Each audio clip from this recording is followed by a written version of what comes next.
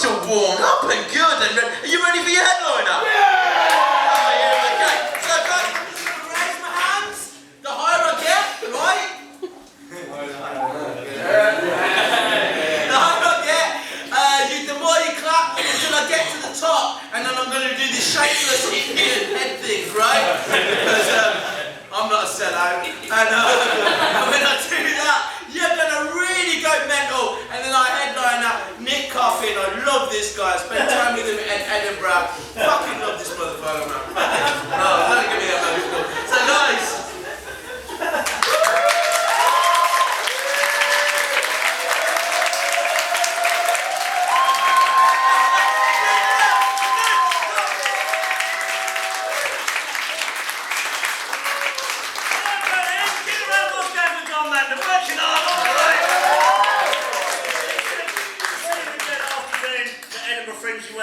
Now, I am from London. Do you have any Londoners in?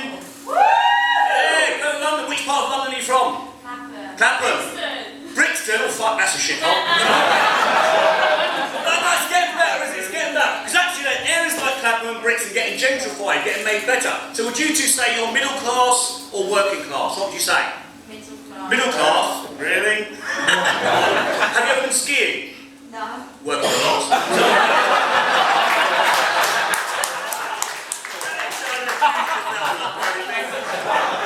I'm from Easton in London, it's a bit shit, but it's because London's very multicultural, isn't it, which is great. So is Berlin, right? But I actually have also have mixed heritage. That's what we're supposed to be called now. Basically, my dad is from Barbados in the West Indies, my mum's English, but I get told I don't look of like black origin, so I've got to mention it, because sometimes if you've got like black heritage, you can do like black jokes and stuff. Like if you've got a disability, you can make jokes about it, right? But I get told I look more Indian than black. That's the most popular is Indian. I did a gig in London in Crouch End. Actually, it's quite pretentious there, as it's all croissant.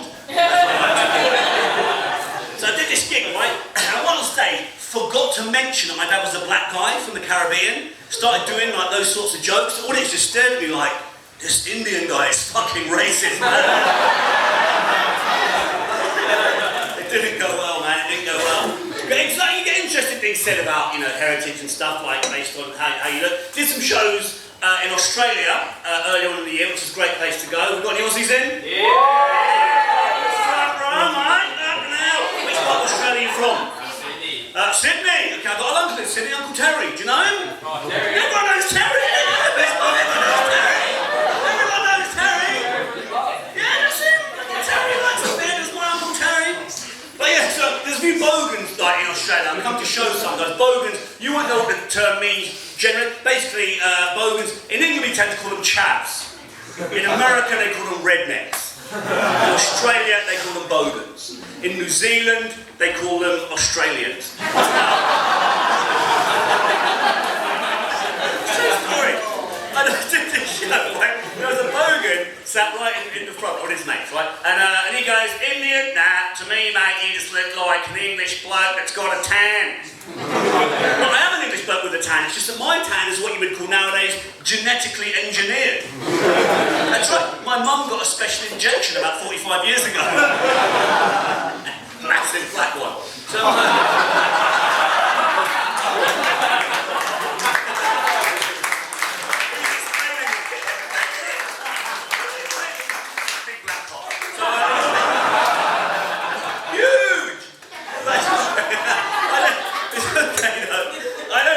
I'm not going to do those stereotypical big black willy jokes. I'm not going to do them. I can't. Didn't take after my dad's side, so that's clearly not funny, is it? It's a sad story. I took after my mum's side. I've got a vagina. That's the black one. Big afro, those big bush. I'll tell you another thing. This was Adelaide. Like, Adelaide's quite full of bogans, right? Now, Manda would find this hard to believe because he's a stoner at all times, right? I've never done any drugs, right? Never, yeah, see? never even touched cannabis ever, right? And then in a city like Berlin, that's a sin, right? But anyway, I was in Adelaide telling a story on stage about that, right? There's loads of drunken bogans at the back of the room, right? And bogans will always come out with a few choice things, right? Because they're a bit rough, right? I say, I'm proud of myself, never done any drugs. Bogan at the back room in Adelaide, you must have done drugs, mate, you're black. I wasn't overly offended, but what what sort of stereotyping is that? Not all black people take drugs. We sell drugs. If you're going to stereotype, get it right. We can run really fast. Hey, I'm half white, I can swim too. All the powers.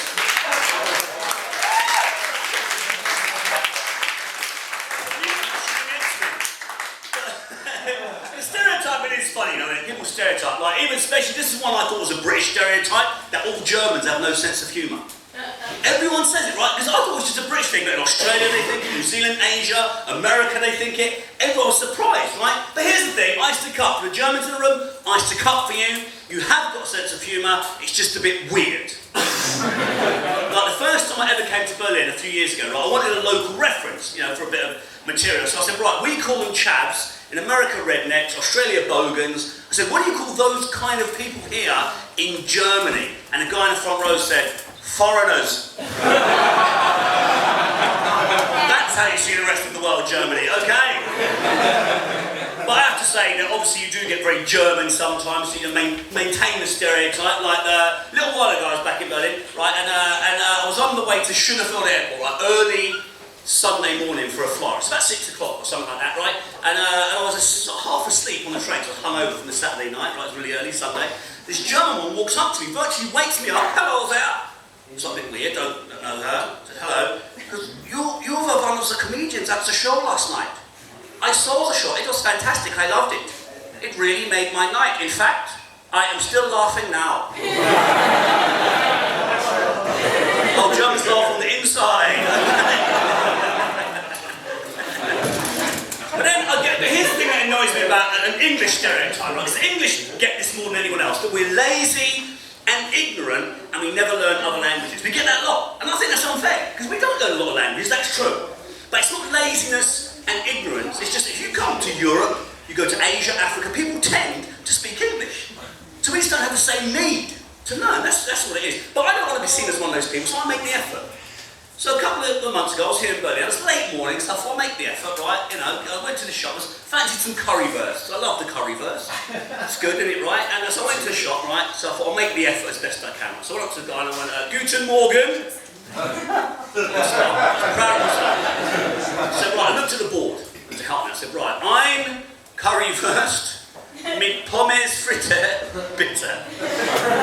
And he said something back to me and I was like, oh fuck. I didn't plan this far ahead. So, I had to be honest, but I confess. I said, sorry mate, but I don't actually speak German. And he looked at me and goes, yeah, neither do I. There's no need.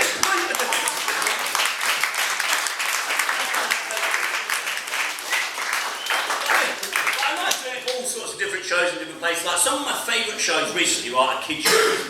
Right, kid shows. I know you're probably all too young to have kids in this room, I guess. I don't have kids myself. I've got nephews. Right, and I love hosting kid shows. And I'll tell you why I like hosting kid shows. Right, because all these little kids. And I did some at the Edinburgh Fringe. Domanda did some with me. Right, it's like his kids. Right, they just say what's on their mind, don't they? And it's just like fun because adults are quite reserved. They sit at the back. They don't really. The kids. I'll give you an example, right? Before I tell you what happened in Edinburgh. Right, I've got nephews. They're 6 and 10, right? Harvey and Louis. Right now, I was in Australia, right, doing some shows. I came back and I sat there, right, and Harvey was there, sort of just playing on the iPad. The telly was on, and his mum Debbie, my brother's wife, was sort of just doing stuff around the house. And also Harvey sort of says, "Mummy," she goes, "Yeah, Harvey." He goes, "Mummy, I know what I want to be for Halloween." She goes, "What's that?" And he goes, "A paedophile." Like, what? And he goes, "Well, Mum, it's because you're always saying it would be really scary if there was one in the area."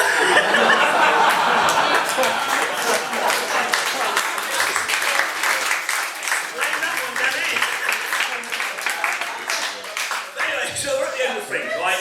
And this is what I like is they're honest, they say what they see, right? Like, when I host the shows, I say, right, all us little kids at the front, we're going to have fun, we're going to play games. Adults at the back, you can't play, no fun for you, you're at the back. So these little kids are like, yeah, this one little kid said, so can only children play this game? I said, yeah, just children. He goes, how comes you can play?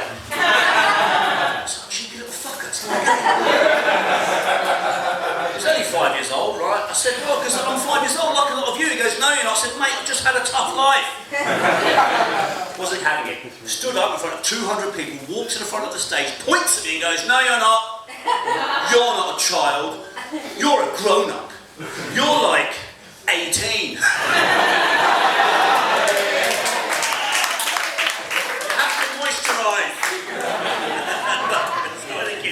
They tell jokes, this is good thing, because kids love telling jokes, but the good thing about it is they don't know what really makes a joke funny, little kids. So what I do is I have joke competitions, it's great, right? Because like, they just say, like I said, what they think's funny, right? They don't think it through, right? I'll give you an example. There's a few of these kids, I've got different shows, these are some of the jokes I had at the Edinburgh Festival, right? This little kid, about 4 years old, comes up, he goes, knock, knock. So I said, who's there? He said, doctor. So obviously I thought I know this one. I said, Doctor Who? And he went, Dr. Cabbage. Who the fuck is Dr. Cabbage? You stop at Doctor Who, that's the joke. In his head, cabbages are funny. There's a cabbage at the door. Another kid, though, 7 years old, from the area of Fife. Now, Fife's a little bit rough. Right, from Fife, this was his joke. 7 years old, took the microphone off me, which is weird, right? Stood at the front of the stage, this was his joke, 7 years old. Why did the duck jump in front of the train? I know, right? Something's a kid show. I'm just going to keep it light-hearted. I don't know what he's going to say. Keep it light-hearted. I said, I don't know. Why did the duck jump in front of the train? To kill himself. Where's the character? The serial killer making? Then there was the kid about 6 years old. Hamish from Glasgow, right? This is his joke. Best joke I've heard the whole Edinburgh Fringe, man. Hamish, right? That's a good one, right? He goes, if you're Scottish when you go into the toilet, and you're Scottish when you come out of the toilet, what are you when you're in the toilet? European. It's a quality joke, Hamish, and Brexit relevant. I did have an interesting moment, because obviously it's very, I don't want to say, Trump's been mentioned, Brexit's been, it's a weird political time. It's very odd, right? And obviously because of that, there's another thing that Britain, like Scotland, they want to break up with England again. I mean, how do you feel about this man from Sunderland? Well, we're close friends. You are? You're close friends, that's right, man. You fucking are. We are. You are. You see? So this is the thing, because we love Scotland. See, they don't get it, we love Scotland. England loves Scotland. So Scotland to break up this 300-year relationship, we were like, don't go to Scotland. We love you. But if you really want to go with our blessings, please be happy. But on one condition, and one condition only, you take Wales at the weekend.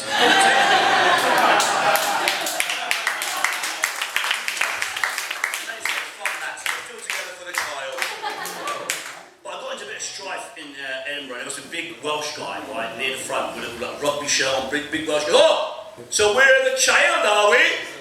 And I was like, yeah, that's kind of what I was, suggesting. He goes, oh well, in that case then, if we're like the child in Scotland and England and mum and dad, what does that technically make Northern Ireland? I thought, I don't know, but then luckily the next week there was a Northern Irish guy in the audience. So I also said, no, so if England, Scotland and mum and dad, and like Wales is the child, what does that make Northern Ireland? He goes, oh, we're just the bastard cousin. Good sense of humour, well done, Northern Ireland. So I'm going to wrap up now. So obviously I don't like really talking about politics, everyone talks about it, but I will end on one thing I want to say, because Trump, obviously, I'm not going to keep mentioning him, but the one thing I will miss in the last couple of years is Barack Obama, because like, he wasn't perfect, who can be perfect in that job? But he's better than Trump, Bush, a lot of all the politicians around the world, so it's a shame he's gone, but the one thing I'm not going to miss is everyone saying the first black president. And I'll tell you why, because it's not accurate. He's actually mixed race. Like myself, he's got a black dad, white mum. So talk about that. Black, white, so everyone, integration, it's great, right? But in my head, I'm like, wow, the most powerful man on the planet for 8 years was one of my people. I've achieved.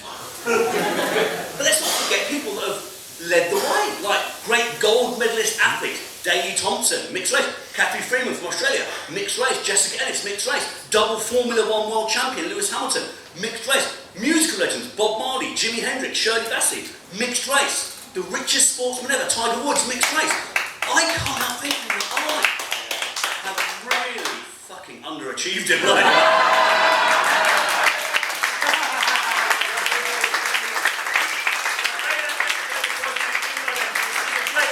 Keep supporting it.